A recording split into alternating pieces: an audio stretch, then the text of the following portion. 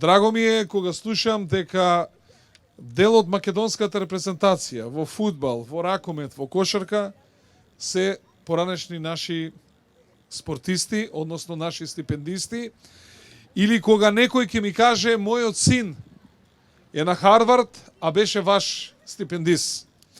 Или кога ќе ми каже мојот син е еликерка на Јейл, а беше стипендист на општина Карпош, па во тоа име, во името на поддршката што имате од општина Карпош, со очекување некој од вас да биде иден Нобеловец, иден научник, да биде познат доктор, хирург, инженер, но пред се да биде добар човек, тоа е најбитно за сите.